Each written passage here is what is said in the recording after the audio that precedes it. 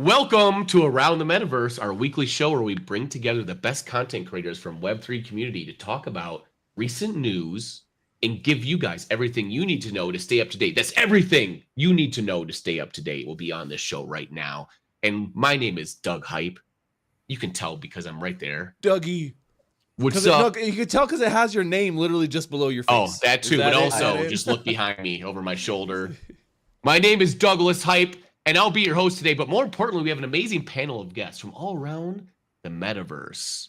Look at to my left here. I have who's to my left? Is it Noppera? Is this like the beast from the Middle East? Ooh, I feel I hear the grumblings from the Middle East. I literally you should duck and cover right now because Noppera's probably got a headshot on you as we speak.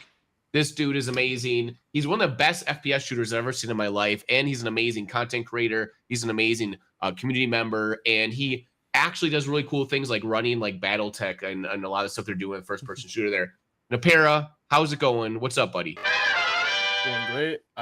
Thanks for the warm introduction, though, bro. Nobody gives better introductions than you. You've done it before. It's been amazing. I'm glad to be here. Thanks for having me on here. And I'm actually moderating in casting tournaments. I'm trying casting, going for a new thing. That's what I'm up to these days, aside from videos. All I know is that whenever somebody has an event or something going on and it involves especially CSGO 2 or first-person shooters, Noppera's the guy to call, man. He knows all the things. He'll do double backflip headshots while he's running the tournament. It's not even funny. I literally have while standing on your head. He shoots cake off my head, as you've seen in my videos.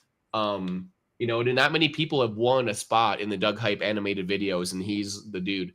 So glad to have you here, Noppera. Thanks for coming to the show. The next person going around here, let's go to Jana. Jana, how's it going?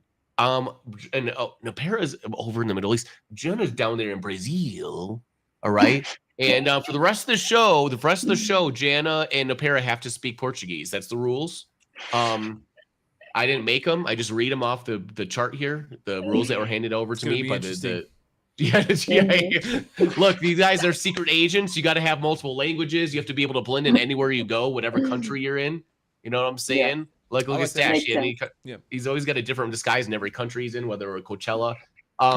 Jana, how's it going? You do a lot of things around Web3 and Web3 gaming, but also it's a fun fact that if you are in Brazil, Jana's the first person that pops up on your Twitter feed. So, Jana, welcome to the show. Okay. Welcome to the show. Thank you very much. It's a pleasure to be here. I have to say, you guys are really amazing. And I am around Web3 games. I am around kind of everything, trying to be everywhere, basically. But I'm still living in Brazil. People think that I don't live here anymore, but I live here, and I love my Brazilians. And hey, do you remember at NFT NYC when I walked past you 4 times and you yelled at me Doug, how dare you? Walk past me. I was very upset. I know I've never seen a more angry person in her life that Doug Hype didn't come over to say hi to him. And then I was all but part of it was I didn't think it was really you at first. I was like, is she really here in America? She's from, Brazil. And then secondly, it also was really hilarious. So that was a lot of fun. And I'm glad to have you on the show, Jana. And then our third person is coming all the way from around the world, and whatever airport districts, side hustles going on, whatever business deals going down. If a business deal's going down, this man's probably there somewhere lurking in the shadows. You know what I mean? He's probably got a cigarette. This is SINJIN, from My Angry Yakuza Girlfriend, which is a video game. And he's building an empire. And I don't know if you guys know this. I hold a black card. This is the thing about SINJIN you guys don't know. He doesn't like gutless winks. You probably didn't know that, but I wanted to let you guys know that. Yeah, he's smoking cigarettes right now and blowing it in your face. You probably, if there's one person I idolize in Web3, wanted to start a rock band with, it'd probably be SINJIN. So welcome to the show. SINJIN, if anyone's not punk rock, we kick them right off the show. That's the rules. I don't make them. I just read them in here.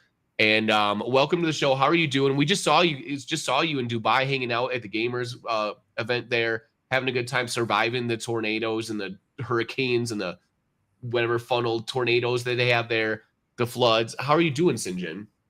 I'm good. This is my morning after face of 6 a.m. after a hard night of work.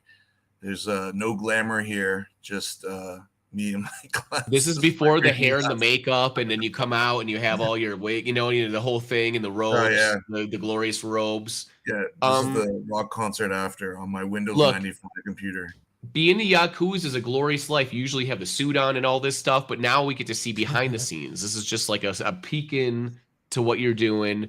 Thanks for being on the show. I bug you all the time, and you're like, Doug, it's 4 a.m. and in Hong Kong airport. Yours is in some like very off location where I'm like, what airport are you? Somewhere in the world, and at all times. And this is the life we live a lot. We're traveling a lot, doing a lot of things. Secret agent life, whatever man. it is. You know, like when you're a top level operative like SINJIN is here, man, you're jet setting all around the world all the damn time. SINJIN is the operative that's actually running the cartel, but you think that he's like a low-level operative. You know what I mean? Like that's how he has so many levels of espionage going on. You don't even know. Thanks for being on the show. And then also we have this guy, CryptoStache. You might know him, but you might not recognize him. He's in disguise all the time. You might have seen him at GDC. You might have seen him in all over the place in many disguises. He's in my videos at times. When I can like track him down and find him, you know, like somewhere in like Hype Francisco. How are you doing, Stash? And I saw you also just infiltrated the old Coachella and you're spreading Web3 vibes there. Yeah, dude, I was spreading Web3 vibes at Coachella, man. It was kind of cool. You know, Avalanche sent me on a priority top secret mission to Coachella this year to help them test out their brand new like questing system. And this was an IRL quest. So I was actually going around doing physical things, getting proof, shooting things, and then getting an NFT badge after I completed it, man. And then I ended up in the OpenSea lounge with free drinks. Let's go! Yeah, I petitioned AVAX. I'm like, hey, you should send me to Coachella. That would be a cool place. And then they send CryptoStache and said it's probably a good move. It's probably a smart move. When you need top level results, you send the best. No, I'm not saying you're not the best, Doug. I'm not saying, but there can't be two number ones, Doug. There can't be two number ones. That'd make 11. The thing that people don't realize is I need this edge. I need the chip on my shoulder. So every time this happens, it's like a daily occurrence. We're like, who should we book? And I'm like, book me, and then they book Stash. It's a daily occurrence, but the chip on my shoulder is where all the talent comes from. You know what I'm saying? I'm like Aaron Rodgers of the NFL. Where like it's all about the chip, where everyone's against me. I don't know if you noticed that. I don't know that we're all against you, but maybe there's definitely people out there, Doug. Well, half this room is against me at some point. Sure. He's like, I keep my enemies close. And if you're not, you will be by the end of the show. I've already offended at least 2 people in the room, I think. But I let you know this is okay. Just the fun Jana's just gonna keep drinking wine until you sound good. She is drinking wine. I'm drinking some juice over here. I take the whole bottle for that. So she's got the whole bottle ready for you, Doug. She's like, damn, I'm gonna be on a show with Doug. I gotta get the whole bottle. Bro, let's go. I think we have to talk about like Web3 gaming or something on this show. I'm not really sure if that's like what we do here. Usually we just like to talk about the people on the show because we're all egomaniacs and that's what the kind of people I hang out with. But like there's a question I want to ask you guys, I guess, about Web3 gaming. Like, you know, does Web3 gaming need tokens? Do you have to have tokens in the game? Let's go to SINJIN first. You're building the game and all kinds of stuff. Do you need to have tokens in the game? Is it like an absolute 100% thing? Is it like 95% of games need tokens? A lot of people are saying that like maybe you don't. But with the recent rise in meme coins and all the stuff happening, I feel like the pressure to have coins in the game is at an all-time high, SINJIN. I think it, you know, for a lot of builders right now who are launching games since 2021, the reason why we're launching it is because we are inspired by Axie Infinity, which of course had 2 infamous tokens, SLP and AXS. And, you know, I think having our roots in cryptocurrency, I think it was always a necessity to have a token because I think what is the real value of Web3? A lot of people are saying it's just the NFTs and the tradability and stuff like that. But, you know, in some respects, you know, you could still do that. And we have been doing that with MMOs since like basically, you know, 1998 or something like that. Although it wasn't, you know, obviously an easy thing to do, you know, whether it's Counter-Strike skins or whatever. But for me, Web3 has always been about an open economy, you know, in games. And so for me, having a token has always been essential. But for everyone launching tokens right now, obviously it might seem like a play just for fundraising, and I get that. But I think fundamentally the 10x here is having an open, sustainable in-game economy that, you know, has tradable NFTs, tokens, and how the gameplay really works with that. So that's our thesis as well. That is the official Yakuza account. Write that down. They are pro token. Okay. Of course. So, yeah, of course they are. This is the thing, SINJIN. Whenever you talk, I always agree with you for some reason. I'm like, that sounds so smart. Of course. Yes, we all need tokens. We need all the. That's the thing is like, yeah, incentivize all the degens and people to come in and play the game. Because if you have a cool game and an incentive to be there, they're gonna want to be around and hang out and do stuff. And so you've won already the first part of the battle. Then you have to like continue to keep customers and keep people in the game. That's hard to do, but you know, you need a little bit of hype and excitement. Let's go to Noppera. What do you think? Is tokens absolute necessity in games? Like, if you don't have a token, are you basically just a Web 2 game, you know, that thinks they're a AAA game? Like, what's going on, bro? I mean, if they don't have a token and still implement NFTs, they're still counting as a Web3 game, which you can kind of get incentives out of if you can sell the NFTs, right? Yeah, of course. But that's the thing too, is Web 2 though has like skins and stuff too. So it's not, I mean, what I'm saying is conceptually they can be kind of similar. Well, they're very different, right? NFTs and tokens significantly different, right? Two sides of the bread. Mm-hmm. Fungible, non-fungible. Right. That is still very true. I'm just saying it would still kind of count to me as a Web3 game. I could still see the incentive. However, from a player's point of view or from a content creator's point of view, I grind a lot of these games, and definitely having a token that gives me an incentive towards playing the game allows me to know that this game is going to bring a huge player base. And as you said, user retention will basically depend on how good the game is in the end. But creating that hype is needed, just like you said, Doug. I agree on that. We all agree with each other. Somebody needs to disagree with me, Stache. Pretty much. Stache, jump in and disagree with me. I mean, look when you look at, like, you know, what we're seeing here, you know, it depends on what your goals are, right? So if your goal is to make a ton of money for your company, right, and get that, like, that Web3 that Web3 train behind you, right, to try and make as much money as possible, then yes, I think absolutely a game needs a token, right? Because you're not going to really garner the full attention of the Web3 economy, the community, if you don't have a token for people to A, speculate on, and then B, possibly earn, and it becomes very liquid, right? NFTs are great to earn inside of a game, but the problem is liquidity. Now, if your goal is not really focused so much on player liquidity, where you are trying to keep players around because you're giving them free money, which is a major part of why a game would launch a token in general, because even after the fact that, you know, like we'll say 2 years down the road after, you know, mainnet launch, you know, we still want to use this to incentivize people to stay around, right? So what I would say is that a good game doesn't necessarily need a token, though. To actually make a really good game, you don't necessarily have to have a token. You could just have NFTs, like Noppera was saying, and you could be able to earn those NFTs in game and then sell the NFTs in the marketplace. And if there's enough desire there, right, like maybe if you look at it in contrast, like a Counter-Strike, right, where there's a lot of people wanting to buy those skins, there's a lot of desirability there, I think people will be okay with that because of the high liquidity, right? But the issue becomes is that most Web3 games, crypto games, are trying to garner and trying to get the backing and the support of the Web3 community, right? And it takes more than just having a good game to do that. So I think that, yeah, I think we've already seen tons of games with tokens without tokens that have not survived and done very well. And then you want to look at like other things that don't have tokens. Look at OpenSea.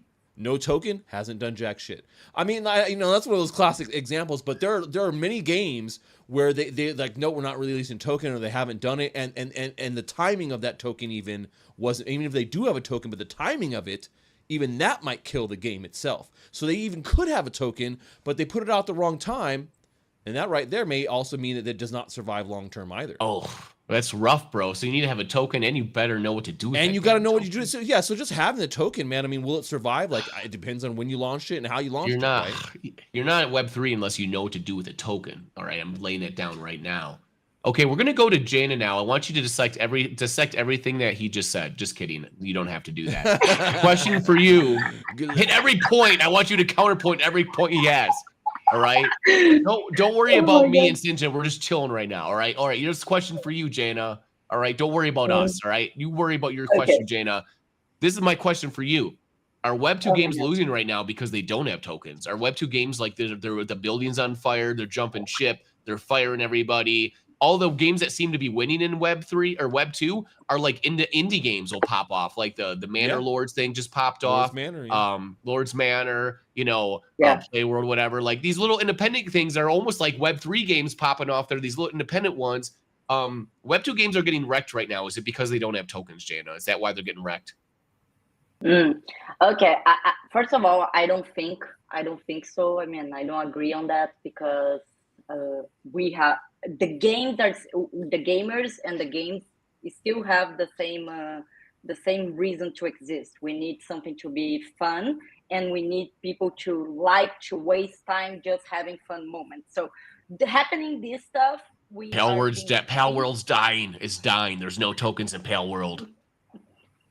Okay, we're gonna have examples of succeed and failure, even Web 3, Web 2, that's going to exist. But let's just imagine, 2021. Oh shit, you still can hear me, right?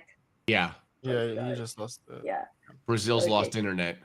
I'm gonna keep talking, okay, because 2021 we had, the Brazilians were joining Web3, but was not the gamers joining Web3 because of the games being fun and being able to earn money.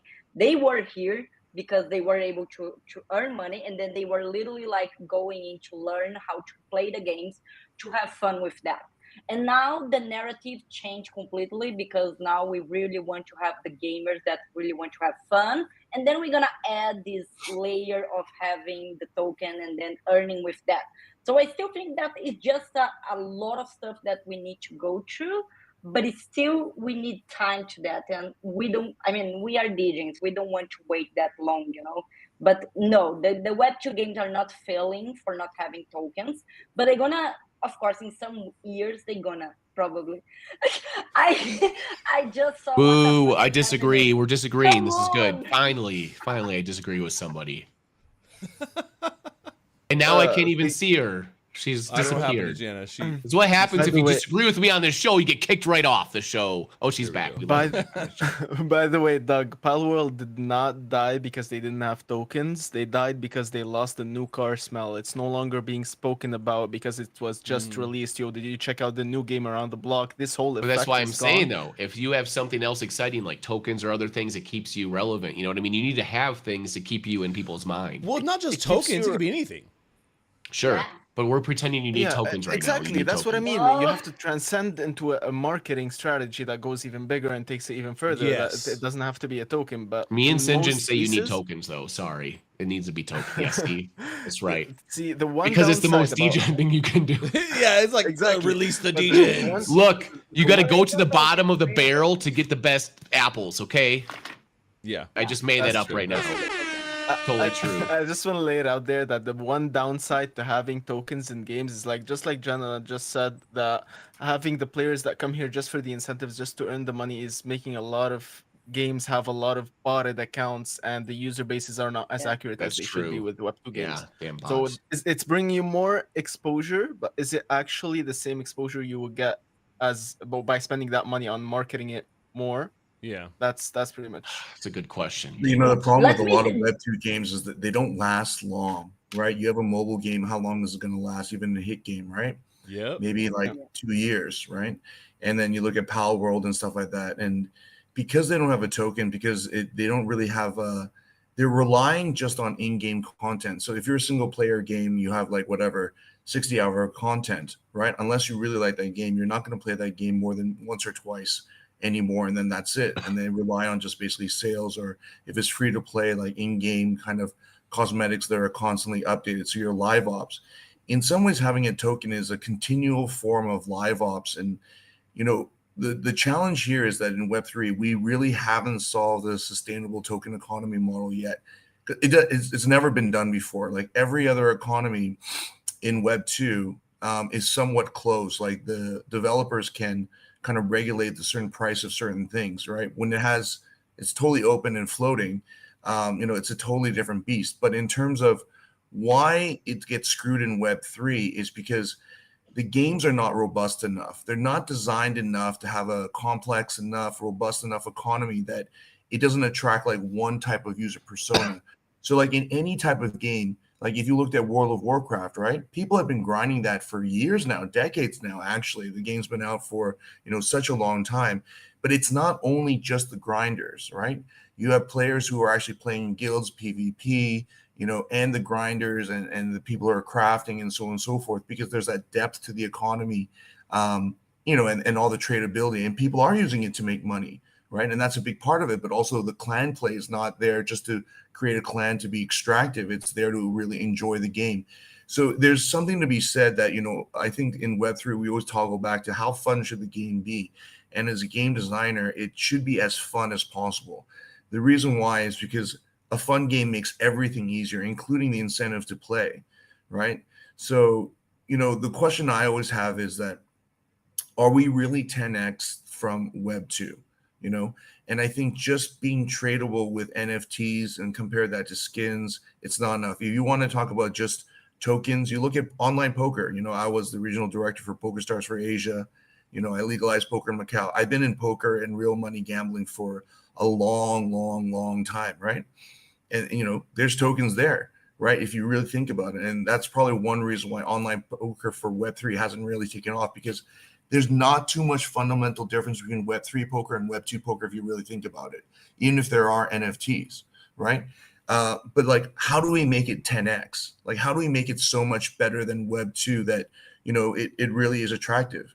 And so far, tokens are kind of this way where there's this potential opportunity where if we can crack this, then we can make games that are sustained over a longer period of time, because we have that level of live ops plus tokens plus an open economy, which, if it takes on its life of its own, could be something really wonderful. And, at the end of the day, if we're talking about a metaverse, what really is a metaverse if not like interconnected ecosystem of games with maybe a token or an economy that kind of all fits together? So I think, we haven't really figured it out yet, but we're on the right track for it. Yeah, there's a lot going on, when it comes to how a token changes a game, right? And I totally agree with you, SINJIN. I think I like the idea of thinking about a token in a way that is this like long tail engine for engagement, right? Where you can continually use this as a, like you said, like you call it like a live ops instrument, right? Which I like that definition.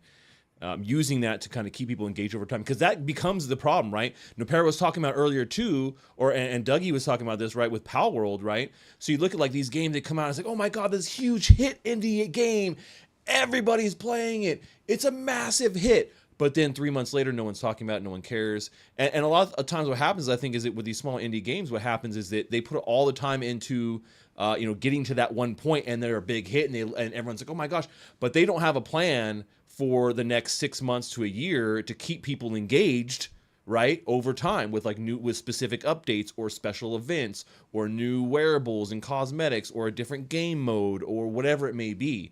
And I think Web3 incorporates that natively as part of kind of like our foundation for building, which I think is kind of which is what one of the things that sets us apart, right? One of the things that sets Web3 apart as like an ethos for developing a game.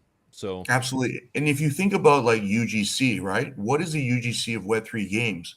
Well, the UGC of Web3 games, if you include a token, is user-generated economies, right? Mm-hmm. And so if there's a robustness in the gameplay, like let's say that if you have a very simple game, for example, like Axie Infinity, where it's just a 1v1 player kind of experience, right? And then that's what the game loop is, right? As a matchup. There's not much to it. But if you look at something like a MMO RPG where there might be like 20 different game loops in there, right? With crafting and fighting and guilds and stuff like that, then, what kind of economic position does your guild have? What kind of position does your business have within there that's kind of facilitated by, having a token or economy or interplaying with other games in the ecosystem? Then that becomes a form of UGC. Right. And then that becomes content that's constantly being done, because even if you look at something like, let's say, Counter-Strike doesn't have very much lore, but Counter-Strike's lore is really with the guilds and the clans. Yeah, clans, players. And that history. The tournaments. Exactly, the tournaments. And that became a UGC that was generated through competitive play. Yeah. Right. So I'm Korean, and in Korea, we don't play like tons of different games a year. for us, being very social and competitive, most of us, we end up playing just a few games that are all multiplayer competitive, right? And for us, the UGC is, we still have internet cafes and going to LANs and God, I love that. Really, Korea is pretty much the birthplace of esports, right? A lot of things that are like for the teams and the setups for the teams and how players are trained, that all came out from Korea, right? But that's a different type of UGC, right? So I think that, if we can create this, economic engine type of UGCs in Web3, then that has a life of its own, just like capitalism. You can't centrally control, business and say, you do this, but businesses take it upon themselves to kind of make their own, business mark. And that's a big, I think that's a big case for a token, in a game, like you said. But could you also do that, like those same functions using only NFTs, like non-fungible, versus a fungible token? I think that you could. I just think that it's harder to do because the what it comes down to, it's the speculators and the liquidity of a token versus NFTs.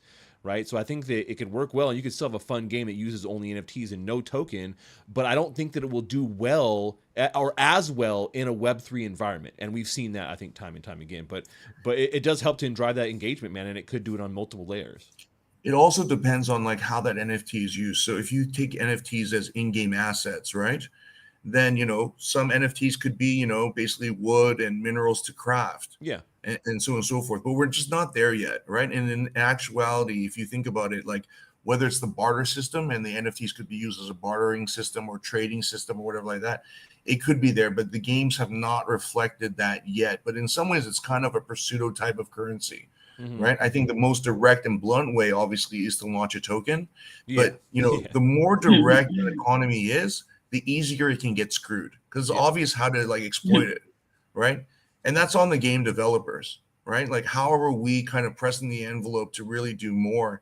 But the problem with Web3, or the good thing and the problem is that, there's a lot of hype, there's a lot of attention, and the simpler the message, the simpler the game for people to understand, the better it is to kind of sell things, right? And the reality is that in Web3, it's a lot easier to do fundraising here, or the potential is, than in Web2, right? 100%. One thing that I was looking to say, I think just listening to you guys, it was like the moment we start to talk more about the token of the game and not the game itself, I think we have the problem, and that's it. That is the end of really being a game. Not being, I mean, we being all around the token, and the token is the main concern. It's not about the game anymore. Like. No, you're right. There needs to be that concern of like, well, the reason why you're concerned about the token is because of the game and how crucial it is to what you're doing. Like, you look like EVE Online, right? So if you compare it to like EVE, huge, massive, sprawling, multi-decade economy, right? The focus of many videos could be on economy just of the game, and no other aspect, right? I don't think we have a game in Web3 that is that much depth to it, but I think we're getting there. And hopefully that will be the case where, we start to see this. And, this kind of might be a good segue to the next topic, but like you look at Big Time with the recent drama they had, right? And it kind of became this crazy focus. And I think that there's two ways to look at that, right? There's two ways to kind of look at that topic, but maybe we transition to that next one and we just keep going. Doug, are you awake, sir? Look, Jan, I thought Doug fell asleep for a second. He's like, the eyes right now, Jan. I need you to look me right in the eyes, okay? I know what's coming. Look in my eyes again, all right? Tokens are amazing. You know why? Why are we look, we're talking about the token all the time right now. Why? Because it's so powerful. That means that your mom at Thanksgiving is like, how about that token? You know what I'm saying? Give me some of that token. She doesn't ask about your NFTs, does she? She doesn't ask about her NFTs. Like, hey, can I jump into EVE Online? Everybody in the world can jump in on that token, and then you utilize that hype power, then purchasing power to make other things happen, and then it's like a catapult, okay? This is how you need to do things in life. You know what I'm saying? Listen to SINJIN. Okay, now look at me in the eye again. Don't listen to me. Don't listen to SINJIN. Don't listen to SINJIN. We have two questions on this show, but the first question was so popular. It was so popular. I'm glad I wrote that question. Okay, question number 2. Yeah, what happens when fake games fail in Web3, Noppera? Like what happens is like when they fail, or when they fail, like they're people in the game. We had this thing that happened just now with Big Time. People are very upset that they have to go in and manipulate a bunch of stuff. They have to make sure they don't have like their correct hourglasses in the wrong spot. And, you know, they're probably doing this because they found bugs in the game and they have to fix stuff. But when you feel you've been like rugged or failed in Web3, like what happens? What do you do? Do you quit the game? Do you quit the team? What happens, Noppera? Mostly, I've rarely had those occasions. I almost never stay in a project as soon as I feel like the team is not putting in enough work and updates to make me feel like the project is still alive. I would just fade it and move on to the next because I have so much on my plate that I'm trying to get through all the time. And also because I don't deal with idle staking games, I don't deal with mobile games, I don't deal with the games that don't have enough volume to them for me to bother seeing potential to actually play them. So I rarely ever have that problem. Exactly. I've played over 9,000, bro. I've played over 9,000 hours of Counter-Strike. There's no way I'm picking up a mobile game. There's no way.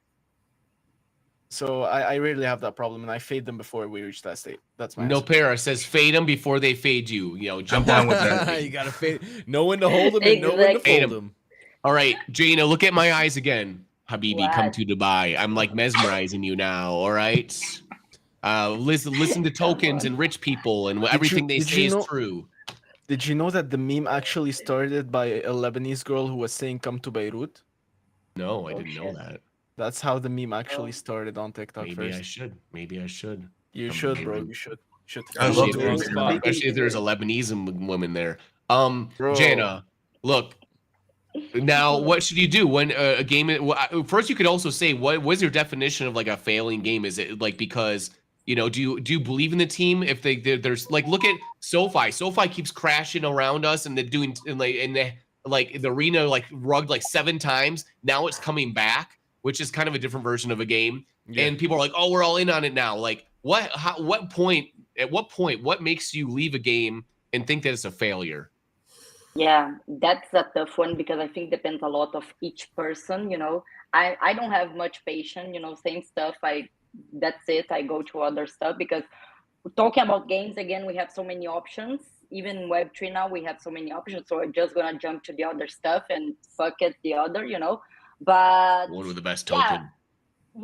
No, I'm gonna find the best token to jump in. No, I mean definitely jump to the next one. But the moment that I feel the team really starting to delay their stuff and they don't have quick answers to the feedback they are getting from the community, the moment that I can feel they are really in trouble, because they don't have exactly one answer or really having what the fuck should we do right now, So the moment I have that feeling like they are starting to get confused, I am like, that's it. Thank you very much, Go ahead, Noppera. That's where a good Discord moderation team can fool you, by the way. Some projects would have really, really good moderators that make you feel like stuff is being cooked. And they keep people in and they make a bigger difference on the project than you think. Kitchen is closed. Because they're still on the payroll. Yeah, exactly. Kitchen is closed, folks. But the servers out there, they're still taking orders, man. They're like, what do you want? We got a hot new chef in back. Guys, we got a hot new chef in back. He's cooking. It's so good. And they're like, no, there's cobwebs in that kitchen, bro. Those burners ain't on. They shut the lights off and the gas is off. Where are we getting money from then? Yeah. Well, we had that in online poker back in the day too. Some online poker sites would be rugging and they wouldn't be allowing deposits, and the moderator and the forum or the marketing manager would still be like, everything's fine, we have all the money and stuff like that. And then 2 months later, it's like, fuck these guys, I didn't get paid for the last 2 months. Yeah, exactly. Whatever. And then everyone's like, fuck you, so you're lying to us for 2 months so you can get your salary, you get no sympathy. We're not gonna feel exactly, no sympathy for you, man. How is he even expecting the sympathy in that situation, bro? I would say nothing. Like, why would you even post publicly about something just like leave. That either? Just ninja out of there. Just gone. Exactly. Everyone has their self-interest. That's all I gotta say. That's what I'm saying. Self-interest. That's what drives people towards things. It's either self-interest of acquiring money or maybe gaming and hanging out with their friends. But that's the thing is when Web3 combines all that together, right? That's what we're talking about, SINJIN. Well, right, but I was gonna say, the interesting thing too is that something you said earlier, Doug, is about what's your definition of a fail? And then SINJIN also kind of talked about this earlier. He goes, well, what's the lifespan of most games? Like a mobile game, maybe 2 years. And most games, There's not a lot. They don't have a lot of time. So you got to get in there. They're going to be explosive. Maybe people playing for a long time, and then after a couple of years, maybe they're gone. So you got to look at this as it being an expectation for all games, and then you talk about we got to expect every game to fail, right? So so having a plan and knowing what to do or what a fail looks like, I think is a really good idea, man. So just knowing what a fail looks like, is one of those hard things. Sometimes a project's going to make it seem like they're doing really well, and then you don't know for like a year or two later, oh man, these guys haven't done anything. And we've seen tons of these projects happen, right? A recent case, obviously, we were talking about earlier, is with Big Time, where they were saying, hey, Big Time is rugging on us. Actually, one of my friends, Steve Woody, he first posted this and causes big drama. Oh, Steve. I know, and I like Steve, man. I like Steve. Oh, he likes a little bit of drama, though. But he does like some drama. And so, I think that the interesting thing about this is usually we're talking about whether a game's going to make it or not. We never really see a lot of people arguing over like these more intricate details of an in-game economy for a Web3 game, which I think is actually pretty bullish, man. When you start to see players arguing online about the small minutia of things in a Web3 game, and what he's talking about, it didn't even have anything to do with NFTs or currency.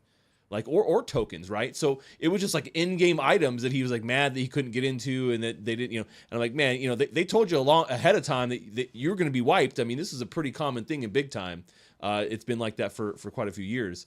But people see that as a fail. They're like, oh, dude, this game is rugging because they did this, and I'm like, this is a thing that you'd normally see from any game. Like they're just balancing the economy. I mean, you see this happening in Warcraft. You see this happening in all these games where they just have to balance the economy sometimes when they introduce something and it's gone too far. So I think Big Time is. So now we've reached Web 2 AAA status. Well, I just mean like when you look at the degree of like, when you look at the degree of like, well, what's a failure? Like, I don't think that's a failure at all, right? That's them doing exactly what they should do versus what some games we end up seeing as a real rug. They did call it rugs. They use the word all the time, and I'm like, bro, it's kind of game balancing. Go ahead, Noppera. Specifically with Big Time, the very early adopters got paid so much that even the slightest bit of regression in their payday is going to make them feel like the whole project is screwed.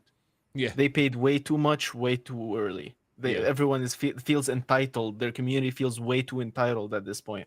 And I know because the guild I chill with, the Arabs that I chill with, they used to be the biggest guild in Big Time. Even at the start, they made a lot of money out of those NFTs when they were like $10 a time worth. Yeah.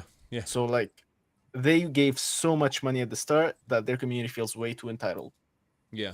No, I could see that. Yeah. I mean, giving away, and they're still giving away a lot of money. I think adjusting these aspects as they update the economy and they add more content. I mean, you would expect that from any game, right, guys? I mean, you're adding more content. You're still in what they call they're still in a closed beta state. So it's kind of like, I don't know. I expect those things to happen, man. But I don't consider that a fail. A fail is kind of bullish on it.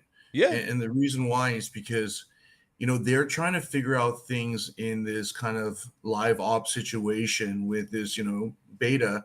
And, they've done this before where they've changed the rewards, right?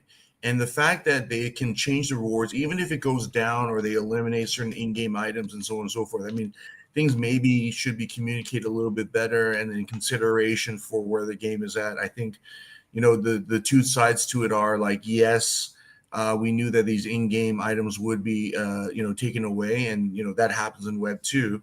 But the game was laggy. And so if you had more assets, you couldn't always access things as well and so on and so forth. And, I think there's two sides to it. But what I'm bullish about is the fact that Big Time's economy has enough levers in it to adjust, right?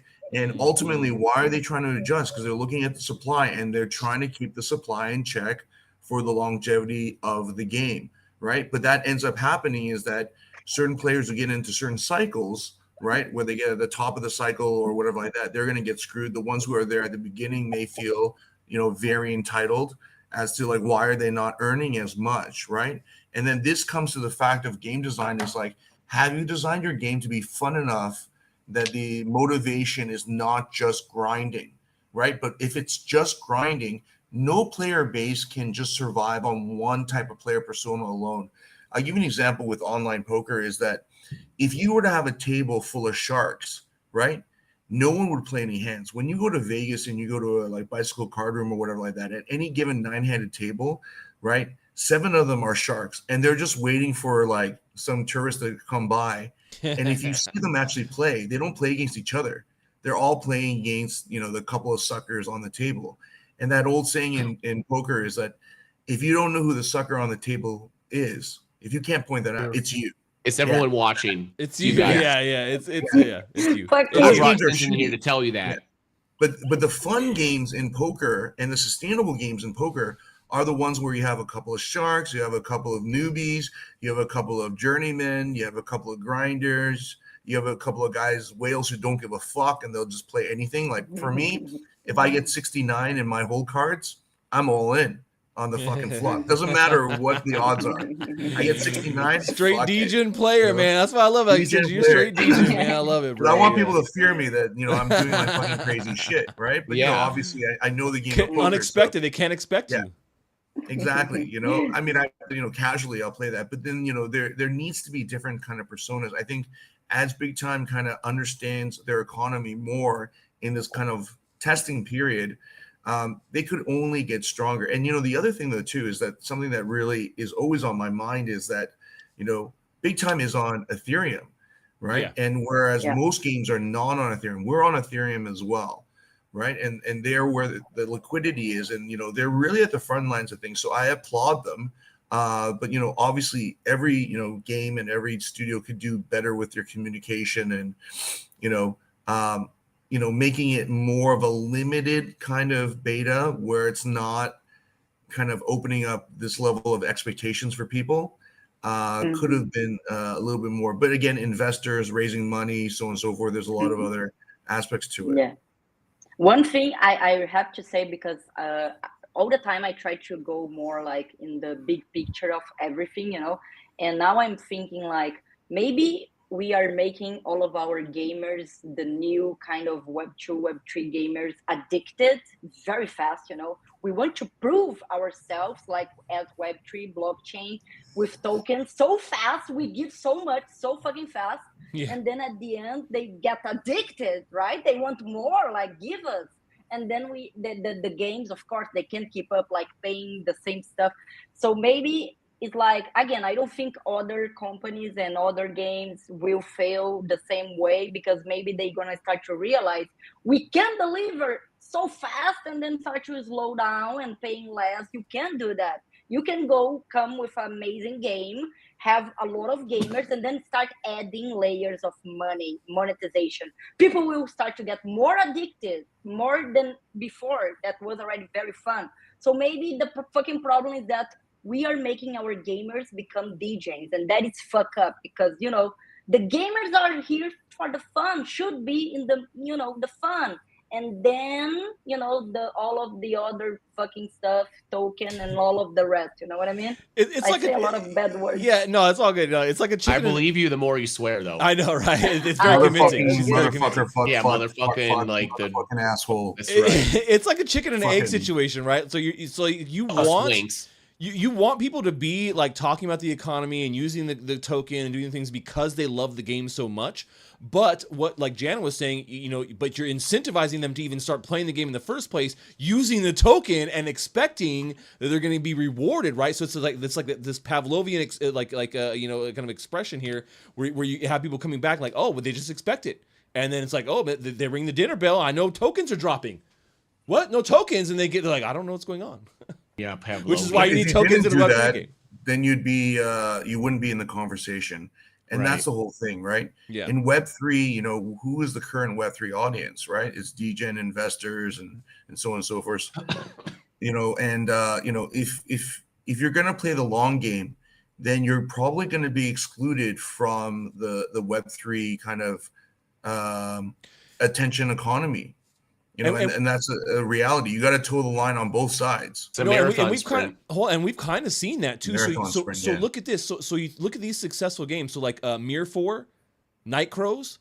None of these games have gotten any big, like, they don't do any sponsors content in the Web3 industry. They don't really push really big, not especially not in the West. Maybe they do, I mean, maybe they do a little bit in the East. I don't know, obviously, but different market. But in general, you know, we haven't seen, there's a couple of crypto games out there that are very much underneath the radar that don't, you know, that never really pushed it, and we're in the community, but we're still successful too. So I think it can happen, but yeah, without that attention, man, it's very hard to you know, garner that community that you need up front and then launch a token later or launch NFTs later, because the Web3 economy, they want that, right? If you have Web2 gamers out the gate, then that's great, and you can probably get by without those, like Jan was saying. Well, like, yeah, WeMix does have a token, eh? So like in Asia and in Korea, they are quite big. I mean, WeMix is a massive Korean publisher, publicly traded. Yeah, and the, you know, the games that they like Nightcrows and stuff like that, you know, that's like a $600 million game, or sorry, maybe not that much, but you know, it is a AAA mobile game. Yeah, right. It's well done. I would expect to be able to play the game and not watch the gameplay itself if it was this well funded. Look, I feel you, Noppera, I feel you, man, because I played Nightcrows. I tried it out on the channel like 2 weeks ago, and you know, it's a lot of auto play, right? It's basically just click a button and it does everything for you. But what I was told though is that like once you get to higher level stuff, like past like the first, you know, 20 or 30 levels, then it really is more like you do have to be like actually actively playing, which I was like, okay, I was level 42, and then I was like, I don't want this. I was in the first bishop server, Bishop 101, dude. I speed ran towards level, was it 20 or 30 to start a guild, and then I kept on speed running. I kept on playing all, like, I just kept it on the whole time because I didn't want to disappoint my friends, basically. And then and all my friends were like, no, it's gonna have a lot more to do, and we're gonna do a lot more. And then when I discovered the auto questing button, I was like, I'm done. It took that long to discover auto questing? Damn, that thing is like on from the beginning, bro. Auto quest, he just goes right to it. I was playing the whole game on manual, and I was having fun. I was having fun. That's what I'm saying. The game on manual until I discovered that other people can do what I'm doing without playing. So what I'm doing felt like it was worthless. Now look here's a spin that we were talking about on my channel when we were playing Nightcrows, and I was saying the same thing. I was like, look, what they should have done is they should have done exactly what Parallel is doing with Colony and branded this an AI agent game and just rebranded it and said, oh, no, it's an AI agent that's playing for you. And people are like, oh my God, brilliant, an AI agent? What? Oh, this is groundbreaking. That's awesome. I'm telling you, that would have been gold, man. That plays my video games. Oh my God. It's my AI agent playing for me. He generates fun for me. Yeah, he unpause the show. It's just fun token. Hold on, I gotta put my sunglasses back on. Hold on. Oh my God, Stache, bro. Hey, you guys, we didn't even get to the lightning round. All right, we gotta do lightning round. We gotta do lightning. Are you guys like chatterboxes over here? It's lightning time. Or something? It's time for lightning. Hey, pew pew pew. Wait, what lightning. Was it? Ka-chow! Lightning. Hey, Stache thinks he knows what the lightning question is. He doesn't know what it is. The lightning question is, what's your best piece of merch? Ready, go. Look, he already had it ready. How you go? Can I bring it? Punch. Oh my God. I got. All right, best merch. All right, I got this. Hold on. I got my Shrapnel Bodago skateboards. I just got this. I just got this merch from the GIA. They sent this to me just recently. It's. Whoa! Is that secret agent? Is there alcohol in there? That's pretty cool. Yeah. Hey, there's pictures of me on buggies. I'm not supposed to be sharing this tech. Oh, no, the tech should be shared on. That was Miss Crypto Penny. She was not happy with me showing that. That was supposed to be top secret tech that you guys are not. Top secret. I'm only saying this because SINJIN put his Wolfsdow hat on, and Sam's in the comments shouting out, "Hey, nice hat!" And I was like, "Okay, we're gonna have a hat off now." All right. Wait, Noppera left to get something. What'd you get, Noppera? Okay, apparently it's put away in the winter clothes. I went to get the Grand Saga hoodie. Oh shit. Oh, the Grand Saga hoodie. Yeah. R.I.P. R.I.P. Talk about Web3 games fail. That was an interesting one, right? When we're talking about Web3 games fail. That was the most interesting fail in the history of Web3. It really was, because it was doing well. You thought like, hey, these guys, they got something. People were interested. They were playing. Yeah, they know what they're doing. They had a game, a full MMO that was actually fun to play, bro. I don't know. What did they do, man? Something happened.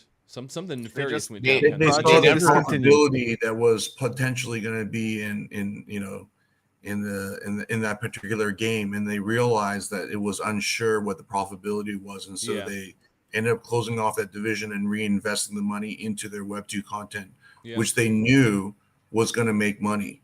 Here's the thing, like in the Web2 space, why it's so difficult is, you know, there's a certain expectation now that everything has to be AAA, has to be like the best of the best, even for mobile games. And, you know, the investment is huge. So even these big studios, right, whether they have a lot of money or whatever, they're always continually raising or allocating more funds for their existing games. And they're sucking up so much, right? And then they have to put aside, you know, however much it took to develop the game, that much in marketing, Yeah. right? Or even Yeah. more. And so they, you know, they made that decision, and, you know, they were the creme de la creme. Like everyone loved it. Even I played the demo, and I was grinding with my big burly dude, you know, and hanging out, and I never got a horsey, but, you know, yeah, it was very disappointing because they were doing everything right. And then Yeah. just like, okay, They're we're doing gone. everything right. And we've realized that, Parent are we company. going to get the profitability like we are with our other titles? Yeah. Maybe not. And that's the thing with an existing studio, is that they can rely on their, you know, newer IP that's kind of like bridged out from their older IP. Because that particular game with Grand Saga was, you know, a rebrand towards a real pivot from their Web 2 property to, you know, Yeah. Web 3. But it still costs a lot, Yeah. you know? Yep. Yeah, for sure. Yep. This I is heard the same also subtitled Sinjin TED Talks is the subtitle of this episode. Okay. Clip that. Look, Clip we, it. We got to do the quick lightning round. We got to do a favorite wallet for playing Web3 games. We got to do All right, it. lightning round. Ka-chow. Okay. Ka-chow. I can do better than Owen Wilson can do it. Okay. Ka-chow. All right, Noppera, what's your favorite wallet for Web3 games? And give it to me straight. Phantom. I would say Phantom, because I could see all my NFT collections clearly on the back. That And is You're a with nice. Solana MetaMask, I would have DGen, to actually. import them Here's the manually. truth that comes out. Yeah. You want to see your Solana NFT art? DGen. I want to Solana see spelled everything that backwards I have with anal collected. OS. Oh God. I think I Jana, met what? the head of the ecosystem at Solana during GDC, and he's like, "Hey, you should put your game on Solana." I'm like, and I'm an ETH maxi, so my thing is default MetaMask by choice. I mean, I don't have a choice on the favorite thing. And I said to him, I looked at him and I said, "Hey, did you know that Solana spelled backwards is anal OS?" And he said something witty back, and then we just kind of left it at that. And Sam had made the introduction. And Sam said to Nina, and she's just kind of like, "Okay, You're welcome, moving Sam. on." Sam's out there. So You're welcome. Sinjin, we're gonna ask you, what's your favorite Web3 wallet for playing video games? Then I guess. Yeah, I'm Really? forced to use MetaMask and all the Use the crazy MetaMask. shittiness of it all and stuff like that. Yeah, it's a terrible user experience, but that's where the liquidity is. So, you know, that's what we're here for. It's Oh, like the old boy. McDonald's. Jana, darling, what is your favorite Web3 gaming wallet? It has to be Phantom. You know, I am really addicted to Phantom in general. So Another DGen, yeah. I another became sellout, He likes it. He likes degens though, Jana. Don't let him Yeah, fool I know it's a you. compliment. It's actually a crypto compliment. sellout. Yeah, thank He's you. a crypto sellout. I think anyone who chooses to go on Solana is like, as a game developer, a sellout. And I told Koji from Parallel, I'm like, "Oh, you fucking sellouts! You put Parallel on Solana." Ooh, you did. I heard it. That was like Yeah. Gamify, I think, or something. You What said. about true. Polygon though? What about Polygon? Polygon, those, the chain that's made with duct tape that they had to like reform their entire Get, chain. dude, get that- out! Oh, You want everything to be wow. mainnet Is- ETH? Get out! Or you want everything mainnet ETH? It's just it's like, just stop. Bro, I don't stop. want to have to Stop. pay $30 to move an NFT from wallet to Just another. stop. Okay, Yeah, that's not You know very the bridge punk. fees on us on Polygon were? They're fucking brutal. And as soon as there's a problem on ETH in terms of congestion, right?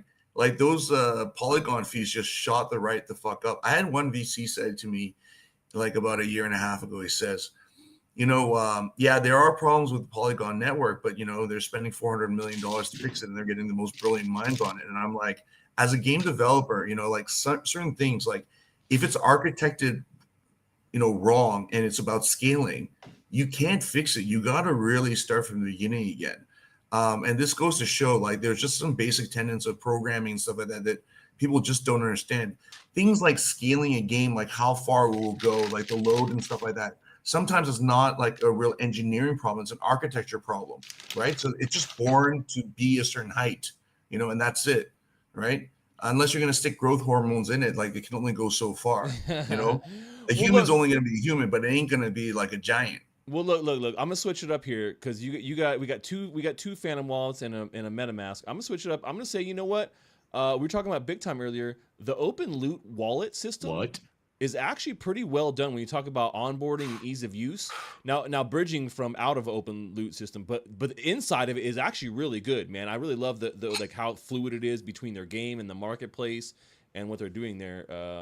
But yeah, I mean, I in general, I probably use MetaMask the most. I would say probably. So there you go. That's the correct answer. MetaMask is the best. All the other ones are a rug. Guys, blah, blah, blah, blah. It's that time. It's that time, Doug. It's that time. Where we have to get out of here or something? Sirens went off. Oh man, we didn't even get around and say more things. That must mean something. God, you guys are such good conversationalists. All right, I had more props to bring out. I had all kinds of things planned, but fine. We're gonna rug the show. We're gonna get the hell out of here. This is my rug from Oman, just in case you were where I got rugged. It's an actual rug. And stuck there for 3 days. Is that a praying mat? It's a little guy. It's a little camel there guy.